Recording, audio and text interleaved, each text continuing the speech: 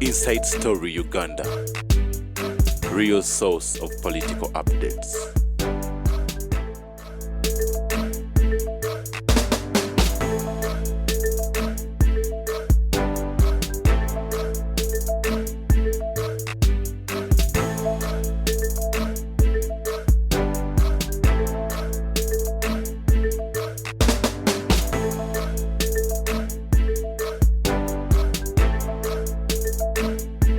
Inside Story Uganda. Kasitamba ku programu yo ku TV yongefu. Era buli kimuga nabawulira jo nga bagamba. Bad news for Haji Kalis. TV station collapsed because of this man. But they are plotting to form a company Musiru bamutwali. President Museveni yampa 7 billion bazibire wakati. President Museveni yabadasa sula programu yange ye wakalis. Kalisi yabadasa za magezi mbunzire yembwa inade nzitamuwanga. Bayita manyiti zino disi. Wewa. Orako lwali nabasi. Yabantu mwebale kutuwagira. Banji nyuma bantu batuwagira. Yasobola kujikwata ko bani bamutirawo. Nabasubiza na kolegulo nabadde maliza program je nabadde nko nabagenda tugenda kutujja n'ensonga y'okubantu waliwo ensonga etambula era nga abantu batuuka waliwo promoter abayitwa promoter abateeka ebivulu batukira genocide musaine bagamba nti bali lockdown yabakwata batadde sente mirimu gyabwe era ne bagamba nti bagala okuba nti bayambibwako president yavayo nalaga nti abantu bagenda kubatekebwawo ensimbi yaita stimulus fund ensimbi zino ez'okuba yamba okuba nti tunakiwogerako eyo mu maaso era ati bikakyanjulira abantu naye ensimbi ezagenza okubanga zivaayo zaliiriddwa abantu bazibye ne bazijja tugenda batwogera ku nsonga eyo nawankubadde waliwo ensonga endala eriwo olwaleero kati mu ddiiro nti abana ina babadde entebe era nga balonze balonda akamyufu akuba speaker era wenyogera waliwo omukulu agamira nti gundi mye era kadaga mye flag bearer flag bagikutte bagiwadde olanya.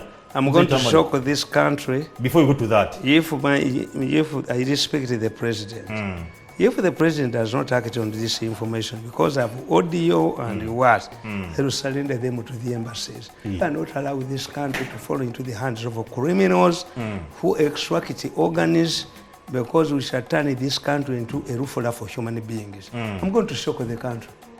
Sure. Yes. Kakati katudeko no. Tudeko gondi. Kaja sokene pigine. Kola newspaper review. Kakati tokiraba. The most important story in the book is this one. Police evuddeyo kuwanna obugwe basse. As the government is normalizing, is engaging with the NOPO leaders, whenever the NOPO suspects are brought to court, they are not released. True. They are killing. This means there is a subterfuge in the government which is frustrating Museveni's efforts. Attention. Yes. And kakati gwe mbagamba nti a ceasefire means ceasing atrocities between sides to create confidence. But if I know, I am informed that government, the president has put in efforts to stabilize the country. And once you start off normalizing the country, you don't see abantu bebakwatanga tobo kyabalaba. You don't say gundi biki kakati they are normalizing.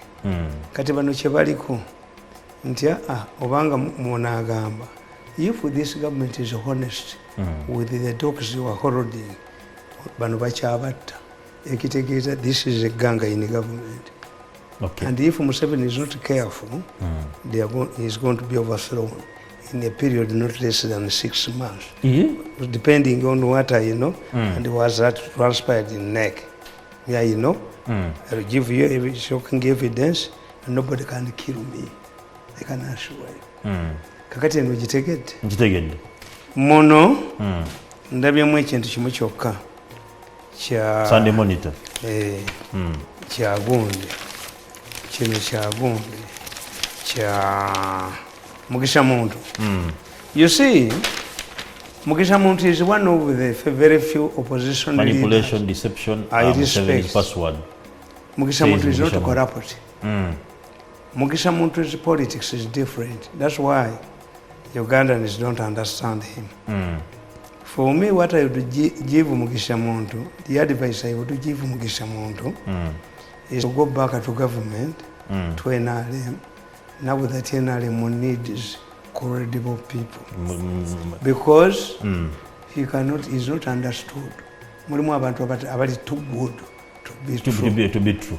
Two, Mugisha Muntu, many people don't know.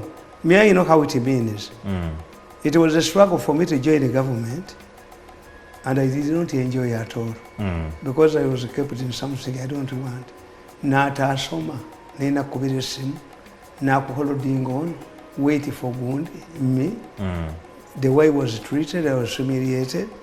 That a man who has been directed under the president, I go to a minister and swear him. I can never be. Don't so much being called. I'm a very arrogant man. The general for Palatoni commander. Until over the headmaster. Katiato for some of the class teacher. Tis over. Yeah, cannot. Kagati, oh no. Tufana Ghana. Okay. Mugisha Muntu, Tufana Ganya Karaketa. He's not a corrupt, he's independent. And Mugisha Muntu namuandika nja kusomera akatabo ku Tuesday. Okay. Mugisha Muntu's politics is unique. Mugisha Muntu is highly respected. Walabe akaba serikali nga bakuba Mugisha Muntu tia gas. Tikisoboka. Mugisha Muntu yagenda mu nsiko. Is one of the few people who came from a rich family. Muntu yera.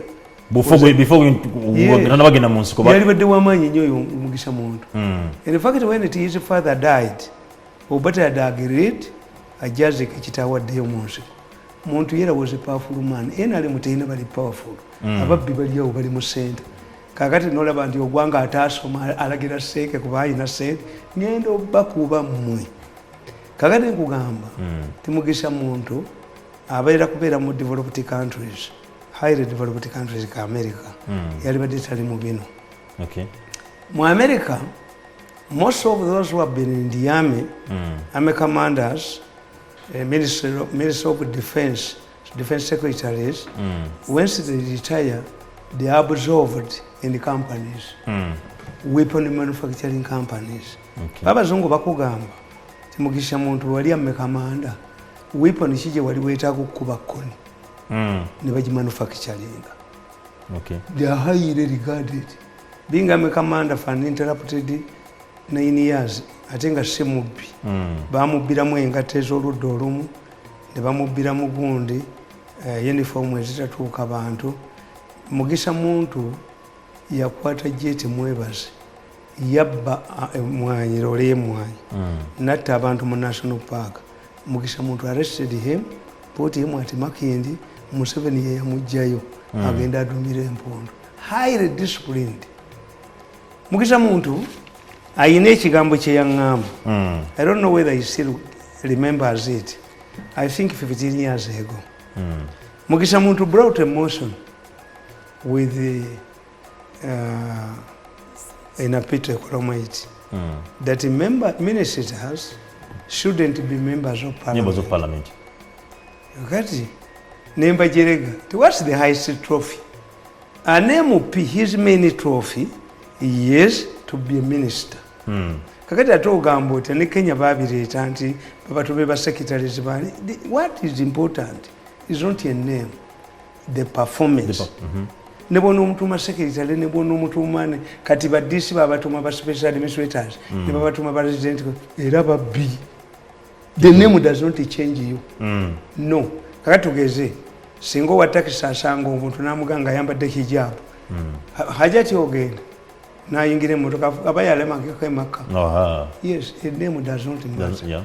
Ne Mugisha Muntu yangamba statement which is stuck in my mind. Yangamba nti Mirundi, I wish I had the money. I would have taken you to Western Nile and see how former ministry generals are selling roasted groundnuts. Do you want me to live such a life? Nintegeera nti omusajja ono yakugamba we must have a peaceful Uganda. True. Mu nsonga yennyini omukulu Robert Mao yavuddeko emabega kawo n'aba nti ayagala watekewo commission egenda okubanga ezza emitima gy'abantu, egenda okubanga egattaganya ebyo byonna ebadde byeyulise. Kubanga gwe manyino tugende muze Tamale otusanze n'otuga NUP eggulu yensose mbokedde bakyatta abaana. Ye ng'agamba nti waira okwogezeganya enjuyi zombi. Museveni tasobola bakwata. This is a government within a government. No, me I know. Museveni sent somebody to a man who arrogantly said, I cannot drop my president's ambitions. I was shocked. She's honest. He told Museveni's message, I cannot drop my president's ambitions. Okay. Yes. Nagamba. I'm like a Mirundi. He hates me. I'm like a Mirundi. I'm a self-made person. Nagamba. Unless Museveni prevails over Mirundi to stop attacking me, Museveni will not stop Mirundi. He's going to even to reward him. You're going to be attacking someone. Once I surrender them to the president and he does not act, I will surrender them to the embassies. We shall not accept to be ruled by people who extract organs and buy sake, and they are expecting to buy MPs. This morning, I had an interview on my platform. They were asking me. I'm one of the people who have been in politics for a long time. Yeah. 1980, I was a DPUC winger. Very powerful, very informed. The other day, twabadde ne Mao ku mukolo. Nga batongoza chairman we Kasanda wa DP. Okay. I told the audience, kale weewuunyi, DP audience. They listened at nze basimba n'ebitooke. I'm one of the most influential people in this country. True, just kiwakanya. I told them,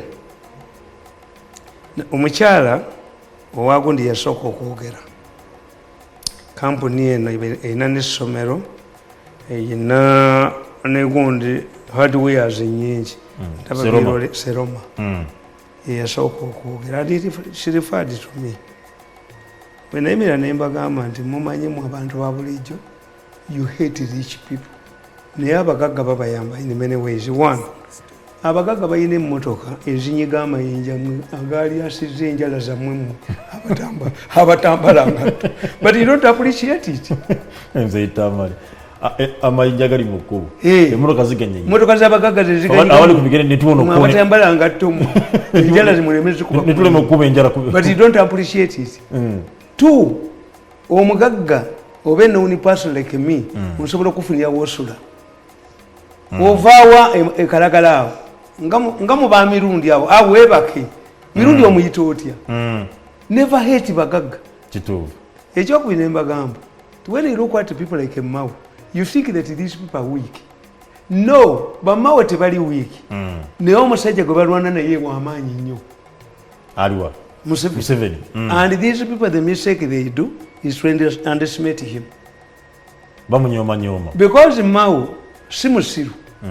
Mao is the only chairperson of a district area afuganyiza kuba president. Nobody else. Okay. But decentralization of power was intended to create avenues of leaders. Nti nga bwolaba bagavana mu America ne baani. Chairman wa 5 ki asobola kufuga eggwanga. Because the difference between Museveni's responsibility and the responsibility of an L5 chairperson is the size. No kuandika amaje no kugula embassy. But these chairpersons even enter into memorandum of understanding with the foreign countries. Yeah. Ekitegeeza ne foreign affairs ogikola. Kituufu. Kyotasobola kuwandiika amaje kyokka Museveni kyakusinga. And size. That's why a man like Clinton yava Kansas. Kansas is only known for pig rearing. Tewali kirala. Most of the presidents in America have either governors, senators, and good. This is your equivalent. So Mao yekka ye chairman wa 5. Okay. 2, nembaga nti DP eki kyetujidduka mu fedda gye twava. Tewangula kikopo. Jasebera contender. Yes. Era Mao ajja asoma ekitabo kya Clinton kakati nkugamba nti namugamba nti Democratic Party is a nursery. Okay. KCC ine stake up. Omanya bante baawula FC Sports Club Villa and Express FC tebabyawula. Eno football club sports club. Sports Club Villa yekola emizannyo emirala bwe kiri. Kakati bali bayina stake up. Nibaga DP obutawangula kikubo. Clinton yawandiika naga nasanga aba DP okuwangula bakuvaako ddanga bali content. My two final statements zasanyusa nnyo abantu. Nabagamba nti gwe chairman osanze omusajja azimbye structure y'ekizimbe kino. Abantu bagenda kugerera ku kizimbe kino. You find it, you construct yours or ekisinga ekyono. Otherwise ono omusajja alinga omukazi alikanga azadde abalongo mu maka n'anoba. Ono bamuyita Salongo naye nga si babo. You are going to be embarrassed constant forever unless you produce twins also. Ono nafuuka Saabalongo gwe n'ofuuka Nnaalo. But this woman yazaala balongo mu maka tavaamu. So this man who has left a structure agenda kuhontinga throughout your life. Is a judgment, has left a judgment. Yes, bamujeka out of excitement, but the man has left a structure. Yeah. This is what I tell you, that a president like Museveni must leave legacy. Abantu bali kujulikira kuki. Obati tayina. Obati yasigaza akantu aka for God and my country yakajja mwiri. Tayina kirala kyonna. Mbuzi ne APC headquarters. Uganda uswaliye. Nemba gambe ekirala. Nti omuntu ajja mu buyinza you were celebrating mubalaba basala endongo ku parliament wa alinga omuntu ayingira mu bbala okunywa omwenge bw'atunulira omutamivu atagalaga nti naye oyo yanywedde bwenkanaki tamanya noono yazzenga naye bwali struggling out of a bar with the open pockets. You don't think that he came when he was sober. Naye state join neje yabadde kati amazina gozina noli gwe bajjemu yagazinako. Okay. This is what people don't understand. Kibe kyakuyiga nti don't quarrel with the medical doctors. Nga omukazi wa azadde ng'ofuluma n'omwana waliwo agenda okusasula sente zezimu ng'afulumiza mayiti. Kituufu. Yes, why do you quarrel with the doctors? This is how we measure success. Kakati ekirala nembagamba nti omusango abantu bamu temutegeera judgment. Bobi Wine yaga nti omusango nguwadde bantu bagusaze. Batya Omusango bagusaze. Batya Ate waliwo omubaka wa Nuupu atalayidde gwe baaleetedde ne ku bikondo. Kwe kusala omusango. Ne bakazi baabwe. Yes. Muze tamalirika naawe. Yes, bagusaze. Baaliganye okujja. All of them. Public. Baaliganye okulayira. Yes. Public omusango gwa Bobi Wine yagusaze. Kasabano baalayidde. Yes. Era nga kiwedde. Ne mbagamba. Ti Bobi Wine kino example gye muwa gimanyi. Ab'ebidongo oyinza okugenda nga gwe manager n'ogenda kwembasa gwe manager ne bakuba visa naye ate ab'ebidongo ne babakkiriza. That was Bobi Wine's case. Ugandans denied a visa to Bobi Wine to State House, but they allowed his bidongo people to Parliament. You know bargains abantu babawa visa. You only win where you have a strong. Era Mugisha muntu ayina ka point kakoze kenjagala ajjewo. Mugisha muntu says nti abalonzi babagula. Abalonzi babagula nti n'ennusu 1000 gwabakuwa wabawa mmeka. Ati bata yafuna. Ati nkubuulira. Yete yagula. Abalonzi okubagula ku nnusu 1000 kitegeeza nti society yammwe eriverero. Ni mzee Tamiroga Mugisha mutwalimbye. Nga bwolaba abaseeke bengenda okuwemula. Ennaku zino abalonzi be Uganda basaba kasoda. Ati nkubuulira nti tebali civic education. Aina statement gyakoze. You take a politics as a business. Where do you get a business which earns you 30 million per month?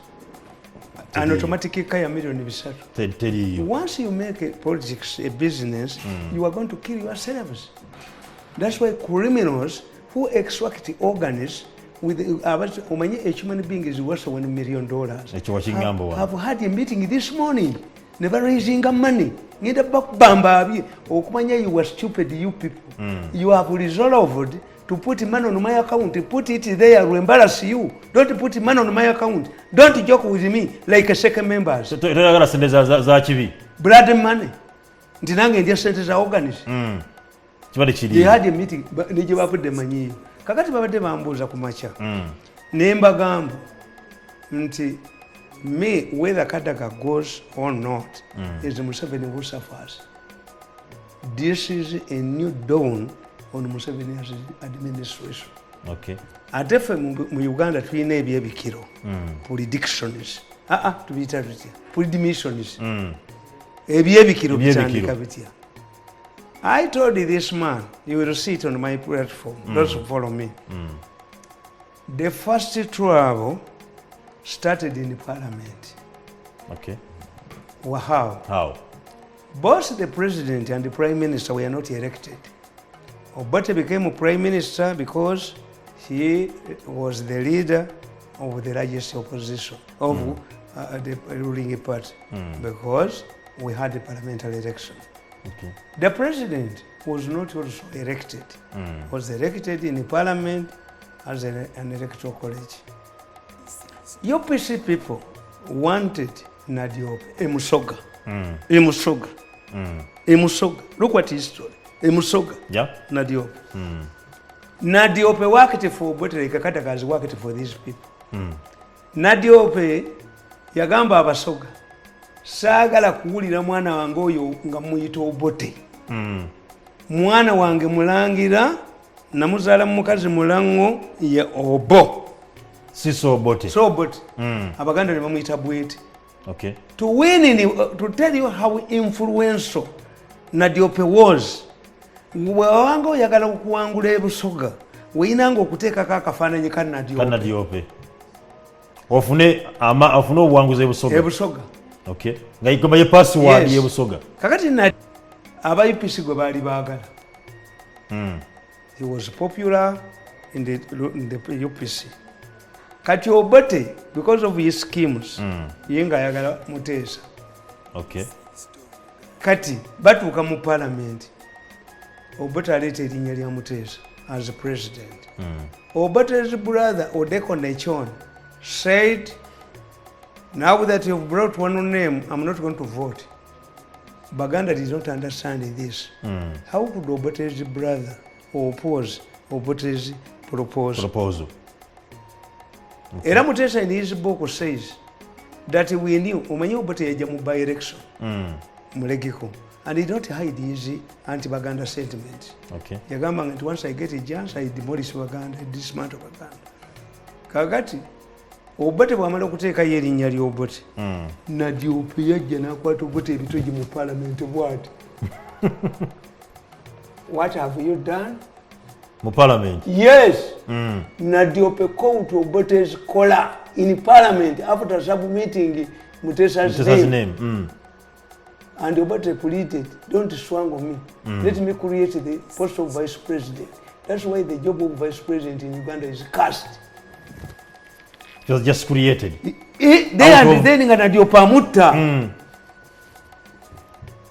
Okwewonya okutugumbulwa n'ateekawo kinene. Yes, that's why the vice president post is useless.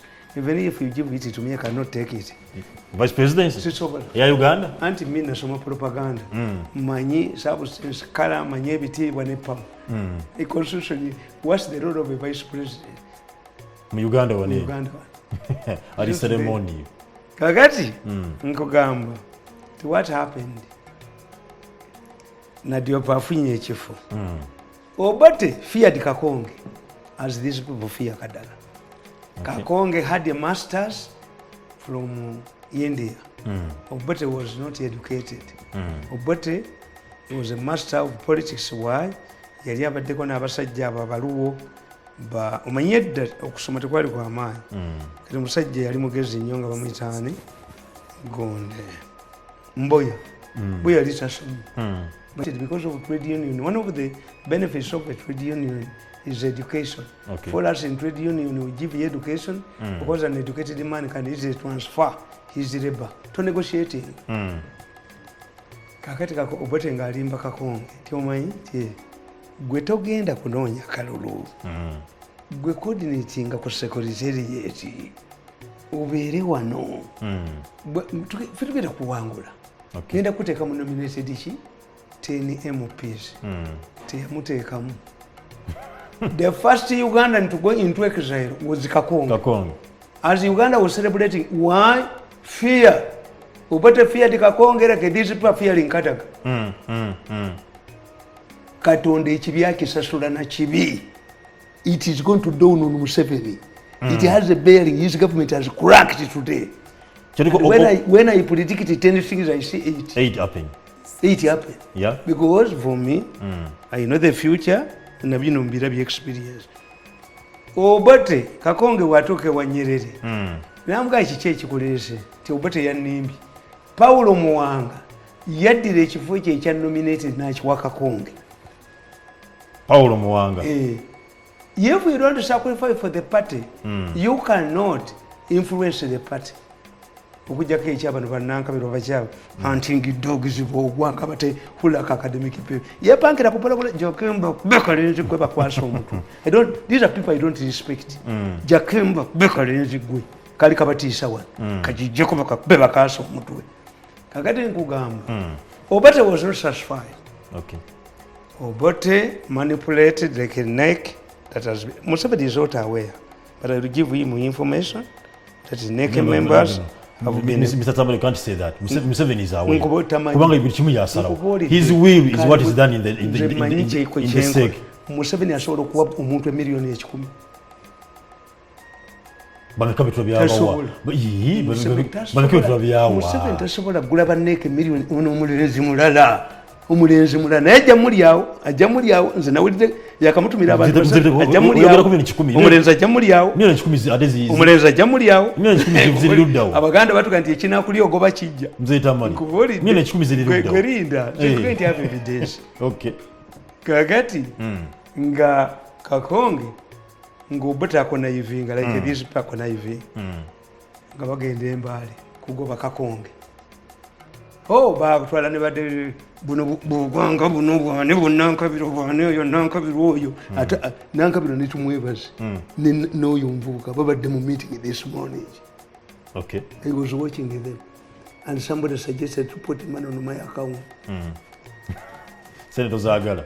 Somebody said everybody has a price on his head. Me, except mine, does not have a head. A price. A price. Mine Your has price a it price. is. Tina, I enjoy my arrogance. Kati Nadiope, who suffered Luli. Yakwata ni tai. You know that Olanya spent almost 3 years without a job. Nasaba n'omulimu abeena ali muli bagumuwa. Ne yemba saasira. Nyamalo kujoka ne bakonya ku mutwe ne bakusimulako amazzi ne bakomyawo. Nga kano kasakwa. I cannot. Me, ntinze ndikola mu government ya Museveni again. Impossible.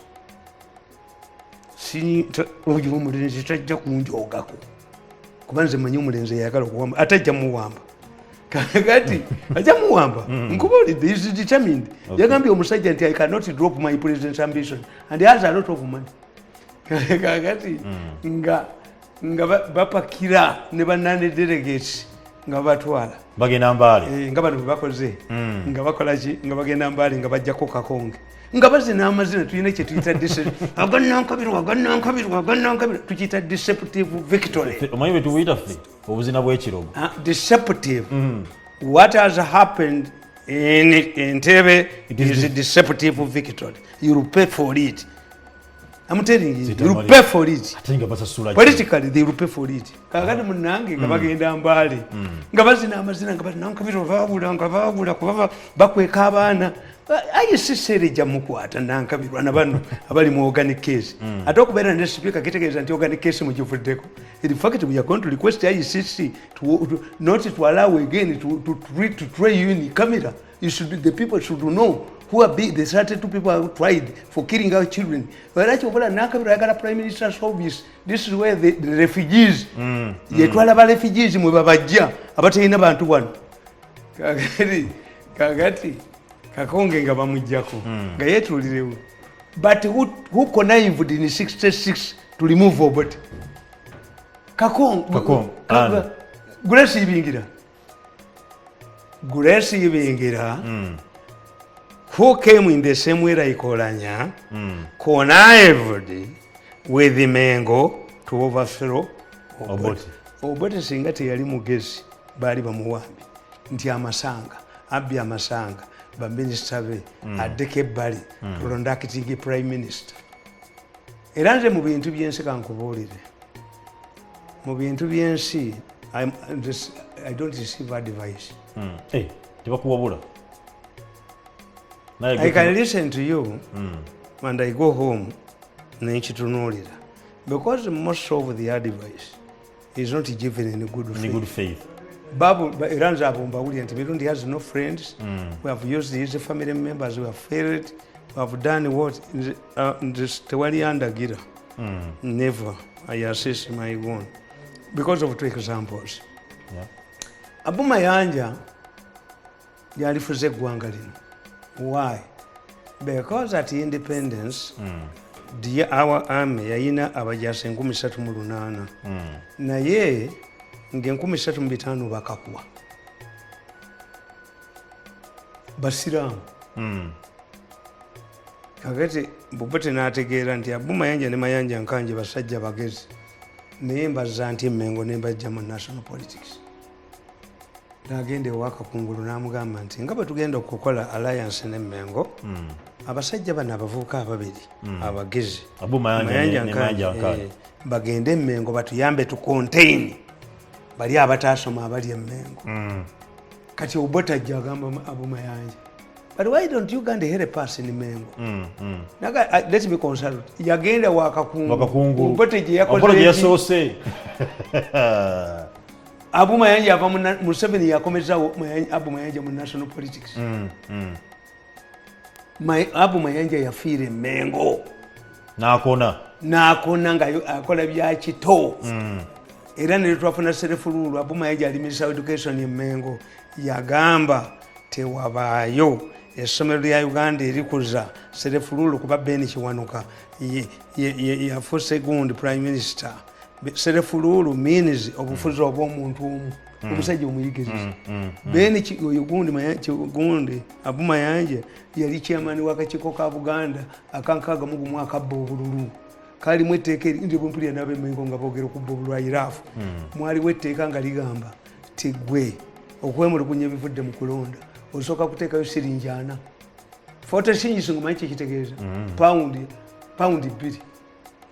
2 pounds. To appeal, the law said in 1961, you had to deposit 40 shillings. Mayanja n'afiira Mengo. Museveni yabajjeyo uyu Mayanja nkanji bakagamba ngambuka koogera ebitategeerekeka. Akakasajja koogera ebitategeerekeka. Baali bafudde.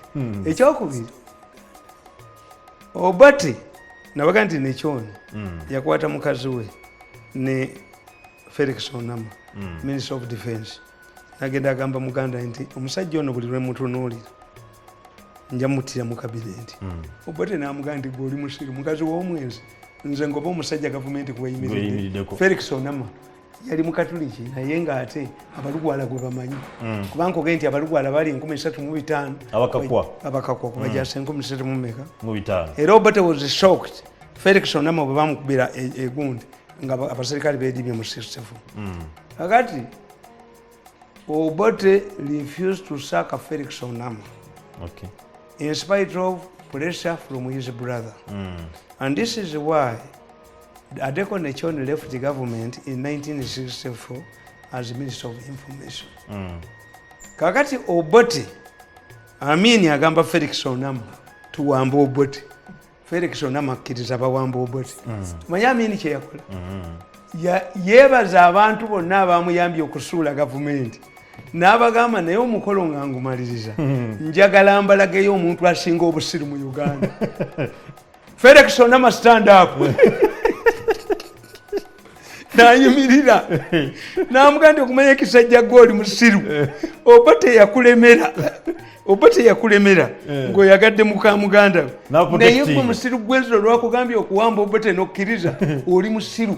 Obote Amini donated embuzi 2 ennume n'enduusi n'aziwa Felix gende ewammwe olunda embuzi. Yamwebaza bwati. He was stupid. kakati nze bajjanga ne baga tuwe ssente ebyo ebyuma tubigule Museveni omuwe fake how nawe obere Felix Onama mbere Felix Onama nti you put money put it there oba muli basajja mumuzijjeewo ayisomoso can I touch blood money when my daughter was killed and her organs extracted n'omulongo omune mumubba this is how I got into your trade muwala obo mulidde mu mukazi wange bali bagala mutta n'enkwata essimu mwenyiza okukwata ku ssente zammwe mmwe tugenda kusaba international ne bwe munaawamba obwa sipiika ne muwamba ki this country is now under the total microscope of the international community kakati nkugamba nti it is strange as you fight Kadaga out you are calling in Mbabazi magazini yange eno ogiraba Times eno magazini yange era that first Mbabazi out of government ndoza magazini ekyasinza okuwangala mu Uganda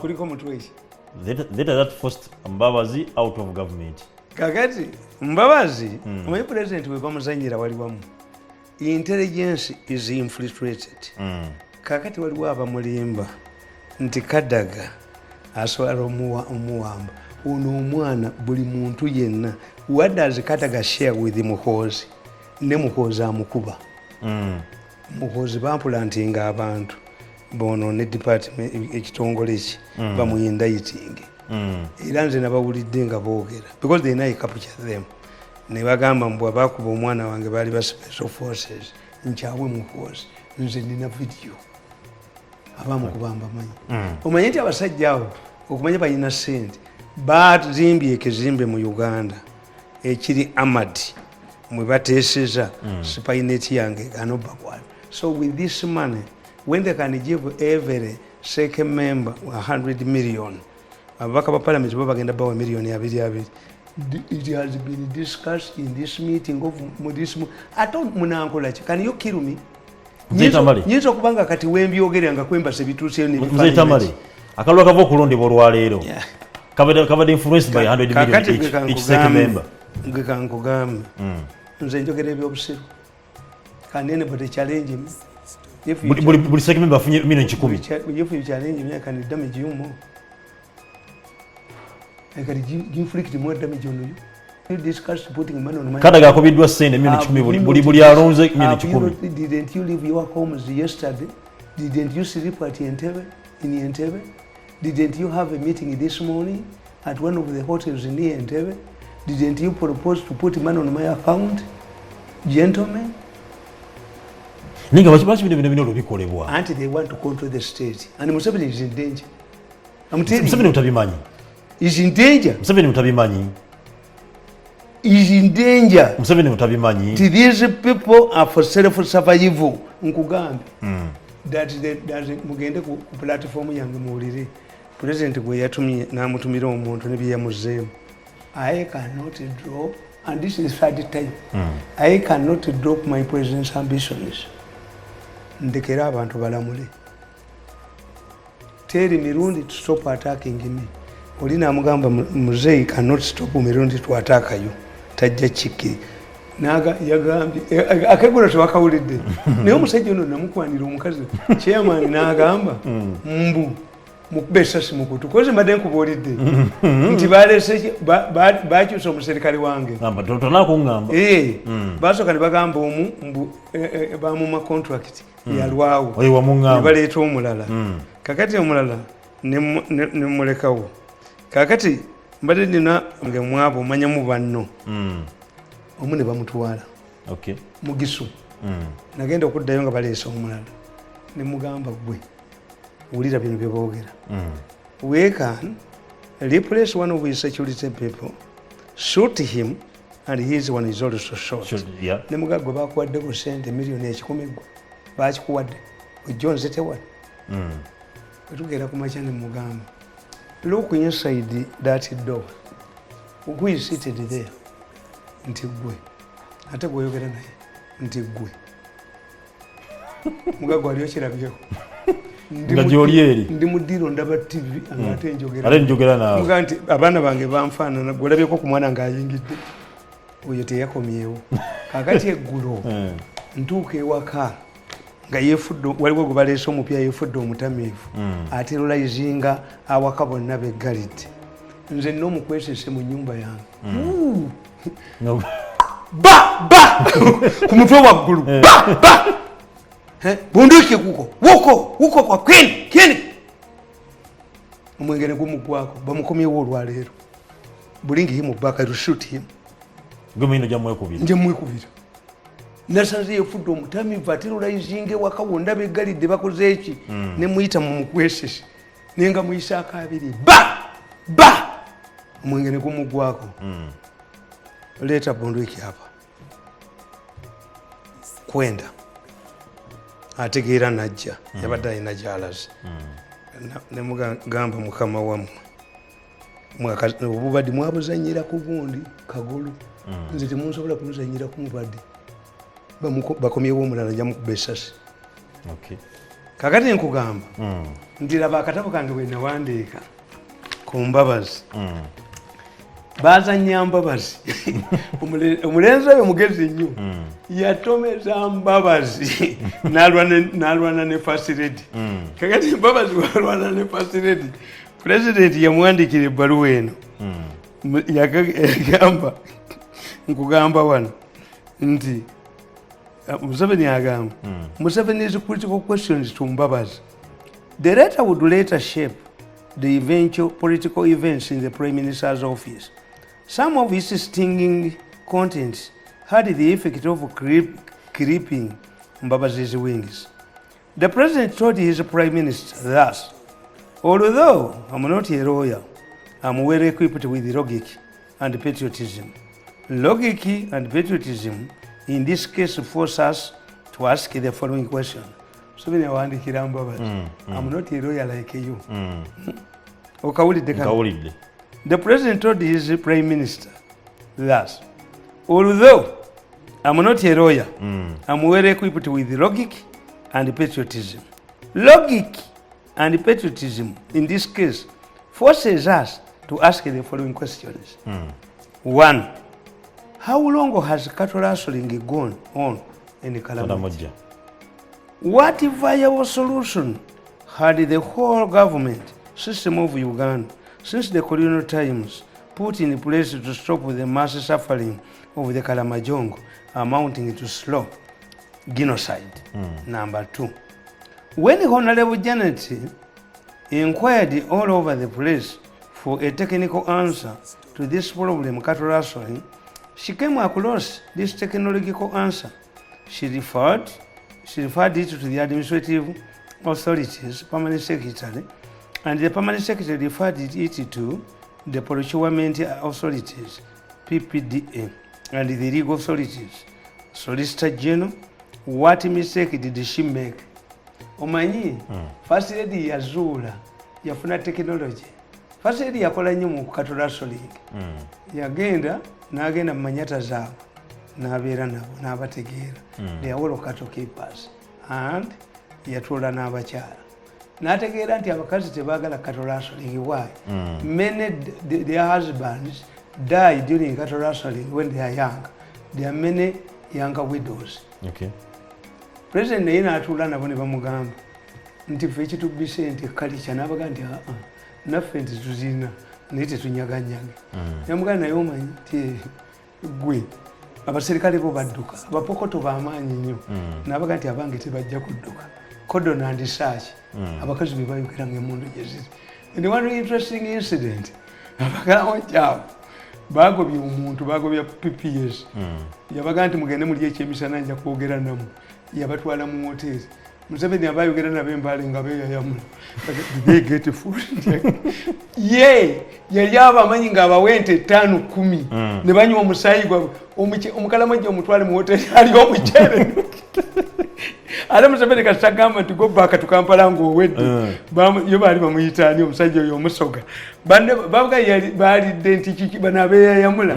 Naye olunaku lumu abakalamajja bagamba Museveni nti oba tuyita baakuzenya gende moloto tuma abaana be moloto ogule emmere baguleyo emmere nange hoteri eyo nali maze kitundu nga mulimu Baganda naye nga buli lwotuukayo menu kweri n'entebe n'emmeeza emmere eba yaweddewo oba baabafumba Then I later learned it was a gund, a soap for guns.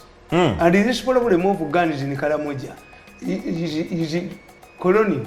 Okay. Emuntu okuva Somalia okutuuka Karamoja kyaliwo. Laisi. The British maintained a large garrison in Karamoja for Munduze Karamoja. And Karamoja, what people don't know, was one of the most fertile areas in this country.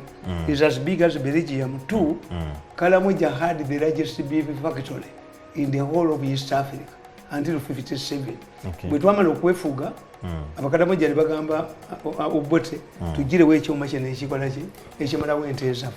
If it was Museveni yali bagaye nti the machine is a beef factory was supposed to feed the soldier, the garrison, the British garrison in Karamoja. Kakati Fasedi president yamugamba agamba prime minister nti when Honorable Janet inquired all over the place for a technical answer to this problem, she came across this technical answer. She referred it to the administrative authorities, and this permanent secretary referred it to the procurement authorities, PPDA, and the legal authorities, Solicitor General. Where the electronic branding was implemented, yali first yazula technology. Nga bw'omukuba ku nte eyingira mu nnyama tulina gy'ogitunda stamp esigalako. Kyobalaba nti bagamba oyo muwanga yakola mu Auditor General naga nti first lady yagenze yize iri emirundi 8. Muwanga is stupid. It shouldn't be even. How can you tell a lie about the first lady? Two, consult Civil Aviation Authority. A man was traveled. How long does it take a person from Tel Aviv to Entebbe? 8 hours. So if the first lady went to Israel 9 times a week, ekitegeeza nti yayimirirangako ne mubba naye muwanga n'engalabiye muwanga ne sejjembe akyali Auditor General. N'alyoka agamba muze nabba ettaka. Nze nali mugezi nategeera nti bagenda kuzimbawo Technical Institute n'engula wakati nga tebasobola kuzimbawo alupa ne beekatana kano kantu yakuze balibbe mulibba mwanga nze munsobola era nalitunda miliyoni za $2 ng'olibba bbaani ate saba wakane revenue charge ejjogo lyo nane ndi bamala mumpita musirunzi nze mumpita musirumu ndi alupo if I combine alupo's brain nenjikata niyo kokamwenda munsinza mu amagezi obamba kubye kanywa mwenna kakati fasedi ekyali kimukubyawo kuleeta technical ki kuba baali balowooza nti fasedi agenda kwesimba kuba president. Era nga Kabusenga akola opinion polls nga fasedi asinga bbaawe. How? Baba mati omusajja nti bamukyaye ate nga omukazi bamwa. Nga kadaga bamulwanyisizza kuva dda. But you pay. You are going to pay. You pay. You are going to pay. Politically Uganda is going to pay. Obujozi bwamwe obujoga abantu. The Basoga have gone, the Baganda have gone. Kati olanya politics is numbers. Olanya aleta numbers. Yawangudde Northern Union yawangudde. Ejjogo lya mwirijja kubagwa mu Mr. Samari olanya yawangudde Asante yakunda ni mateke cannot be a method. Nti okusima kwendoko yiteke kubakole naba beteke nze nabakole ne mama wange ne bamwocha bakwata mbwambwira ge kasasiro. Mirundi sali nya kasasiro. Naye nze ate nayina amagezi bano bambabazi bo baba kuba ate ne bakuba Museveni ate nze saakuba ku Museveni nkubye bano ne mbakuba ne this morning ngenda kubakuba ekiro ngenda bebintu bya mubyo nabyo muteeseza ne miliyoni 10 ne miliyoni 2 nafono bituweeko waliwo kuuzawo n'ekibuuzo muzate waliwo kuuzawo n'ekibuuzo ntonda kugenda kumaaso kugamba kulira nkugamba when the electronic branding was implemented, has it worked? Has it helped? If it has helped, should it be concluded and expanded, or should it be killed to cause detriment? Would that be?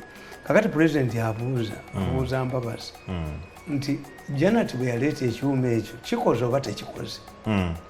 Eyo project yettibwe olwo bagikompitinga kubaagala okufrustratinga effort ya first lady anti bamulowooza akakasajja kakabasengako naye gali kakwata kadduse kati nonajoga abantu naye jakwati we Uganda nsi yabajulizi noyo ajoga abantu atunya ku mitwe n'atunyalako n'atuyite nti nzompe ssente gwe walina makeup nga nakulabako ng'oli mwavu kiru myandisi abambala kiragala bakutoolewo bakukwatewo bakuyolewo bakufatewo Are there comparable technical solutions in the world? And what do they cost compared to what is being requested for? President abuuza Mbabazi. If you say that this is an expensive project, give me comparisons. Alternatives in Zin. The president added in his missive to Mbabazi, the UPDF has done its responsibility by disarming the Kalamajong and the Pokot and bringing peace to the area. In order to consolidate peace, the government must resolve the problem of identification of cattle and linking each cattle to an owner so that when it is stolen, there is no doubt as to who the original owner was. I quote Museveni. The Honorable Janet, being on the ground, he said, she searched until experts told her of the technological solution. I commend her. Museveni goes on. Therefore, Museveni warned Mbabazi, solve this problem and stop the comic theatre of service impotence. Where the Wananchi are left to endless suffering when there is a so-called government and so-called decision makers. If there are comparable technologies that are cheaper, let the concerned authorities say so in order to move. This letter infuriated Mama Mbabazi, who for a long time had not experienced such a stinging criticism. It's on this basis of this that the services of Saidi Director Grace Akulu were sought. She assigned herself the responsibility of investigating alleged corruption in the cattle branding project in order to either implicate. Niwo mukasulu baba sanyati. Buli wamuyozenya akulu namugamba nti akulu buli lwalaba omuntu alwanyisa corruption akulu amukwata. Naye akulu namugamba nti akulu oba oli mukazi kwata ku kyuma kya message bwe sikutta mu nnaku 3 nkwe miliyoni 10. Era ebyange akulu tosobola evuvumira